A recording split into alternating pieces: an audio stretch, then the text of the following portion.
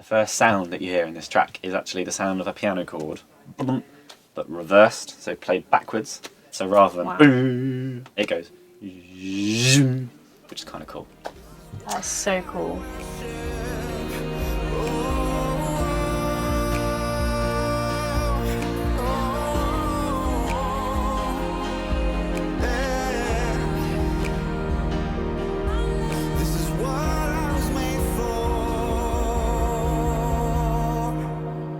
A few months ago now, we released an album. Yeah, woo! And it's fun to go back to the very start of that and maybe think about some of these songs. Where did they even come from? What was the inspiration? What was the heart? But I'm going to put you on the spot. And so, when it comes to writing a song, how do you go about starting something?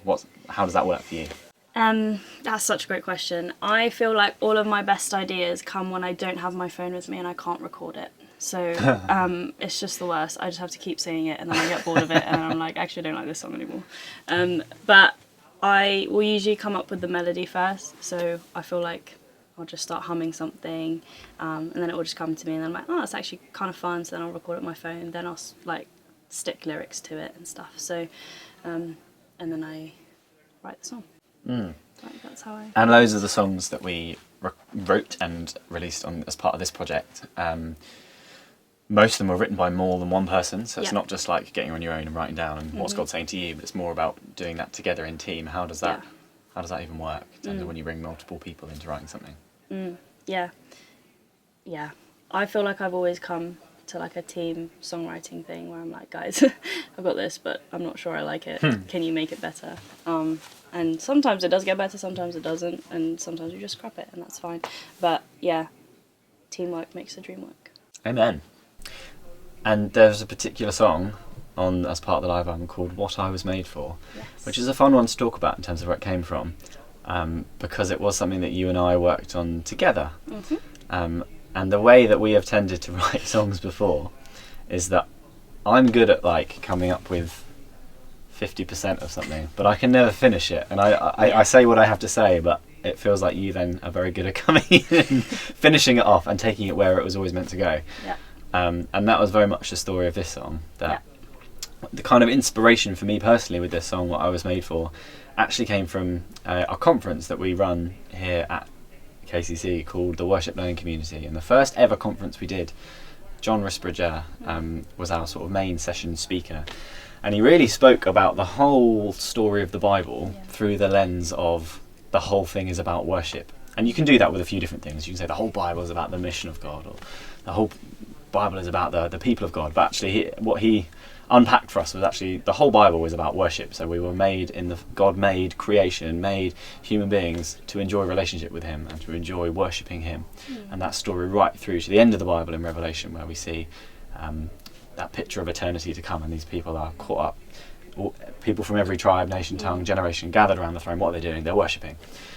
So I thought it would be fun to try and put that into some kind of song around worship and finding ourselves in the presence of God when we sing. It's like what we were made for in the first place. It's the very purpose for which God created us. So it really just, that's kind of where the song came from, inspiration wise. But you certainly came in at a stage at which I felt I had nothing else to bring to it. And I don't know, talk about what you added to it. Yeah. So Chris, you never write verse twos. I can't write second verses. You just can't. But that's okay, because I try. And yeah, so you kind of just showed me the song. I was like, yeah, this is great. And yeah, so I think we kind of were at the point in the song where you had kind of spoken about, I bring myself to worship in spirit and in truth. This is what I was made for. This is why I'm here.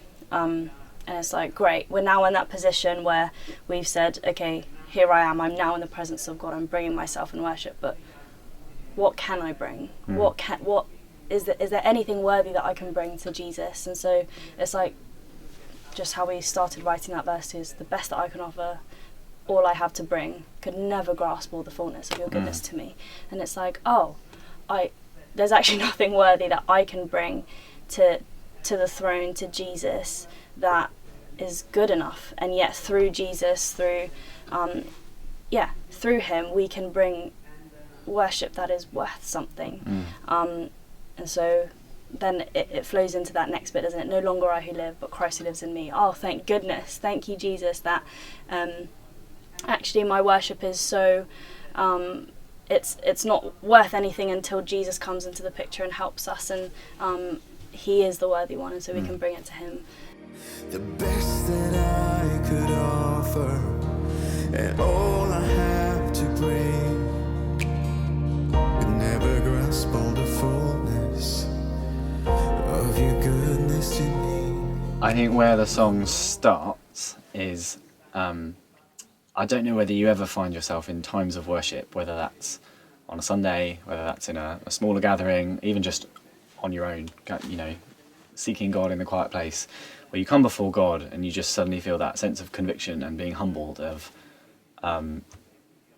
we can just sometimes live under the lie that we're so unworthy, right? And you just come before a holy God and you're like, oh my goodness, how can I enter into your presence? But it's on recognition and remembering the truth of the gospel, that we come to the Father by the Spirit in the Son, and actually that's when we enjoy the presence of God in its fullness for us. It's like, this is what I was made for in the first place. Yeah. God made me, loves me, chose me, has adopted me, and I find myself now enjoying intimacy. And so I think the heart really came from, sometimes with songwriting, you start with like a theme, a lyric. Yeah. Often for me it's like you start with a bit of a musical vibe or flavour, and that's how I struggle to get into a song if I don't know what this is going to sound like in the end. And I almost just went into this almost thinking, right, I know I want to write like a slow, contemplative, emotive sounding song. So even just, I don't know, harmonically, some of the chords that you use are a bit like, they just do something emotionally in you, where they draw something from you. So it almost started there in terms of like a heart cry of intimacy between me and the Father, really, and that's where that kind of musical inspiration for this came. And then it kind of opens up the chorus, which we come back to a few times. It's really just that, in light of the fact that you've made me to worship, I'm going to acknowledge you again as you're the Lord of all creation. You're the one who's everything. You're faithful. You're good. I could spend all my days in searching, finding there's none compared to you. And it feels like that's the moment in the song where it kind of opens up to, it's a little bit inward looking beforwards, but I was really keen that there was this moment where it was very God focused and God honouring in what we were getting people to sing. Yeah, no, that's so good.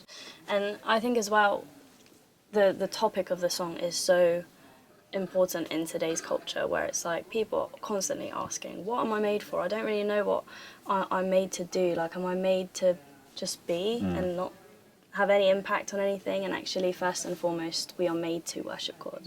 Like, God created us, gave his breath, like breathed his life into us so that we could then use that same breath to give him praise. And so it's just that reminder of, oh yeah, before I'm anything else, before I'm a daughter, before I'm a sister, before anything, I am a child of God made to worship him, and made to be in a family with him. There's a line that never made it into the song, but it's almost like that's the North Star of the song, and the song in a sentence. But it's so literally the first thing I ever wrote down with the song was like, my heart has found its truest home.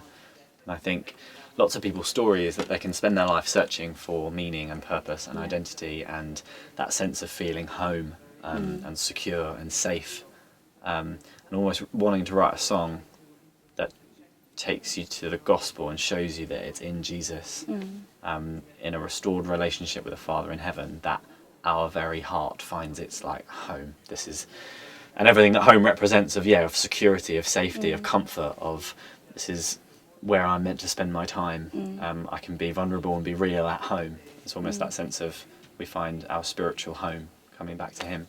Yeah. And there was a line that changed. Yeah, it was the last line of the chorus. How'd it go?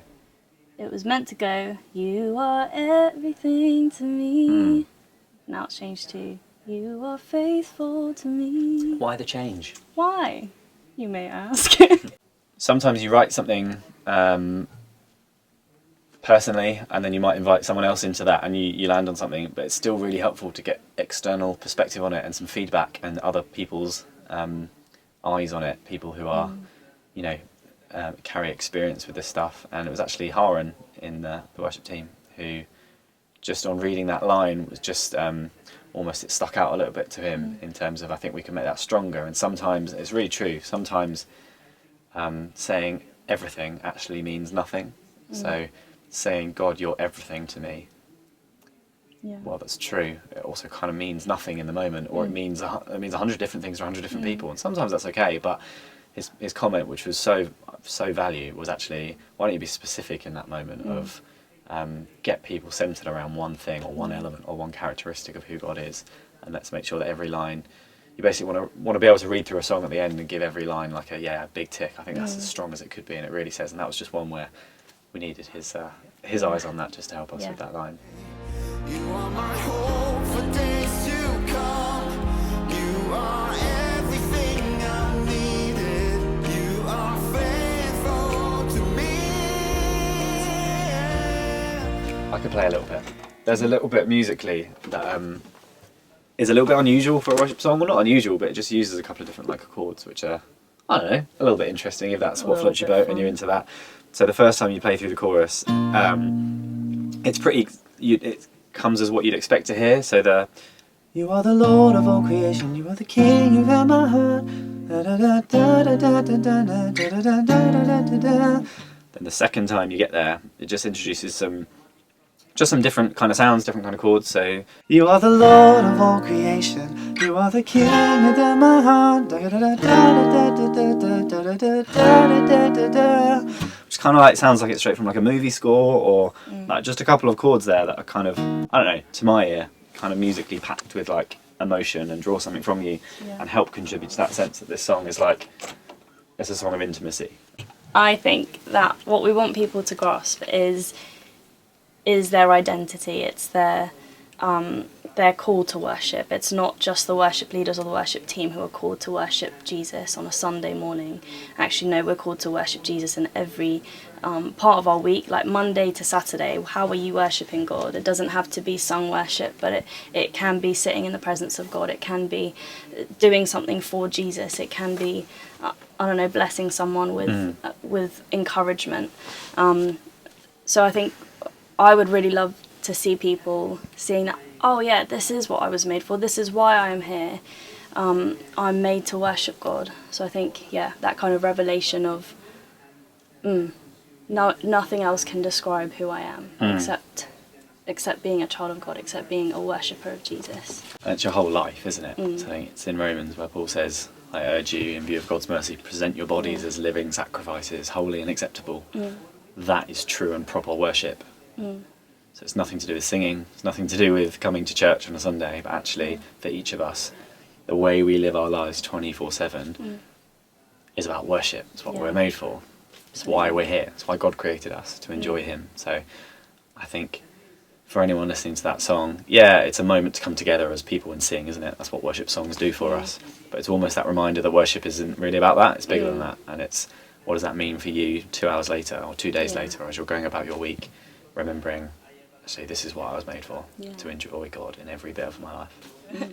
That was us talking about the song What I Was Made For from our album Open Up the Gates. If you haven't heard it before, you might have been thinking, what on earth are you talking about? Go and listen to it. It's available on all streaming platforms, and hope you've enjoyed the chat.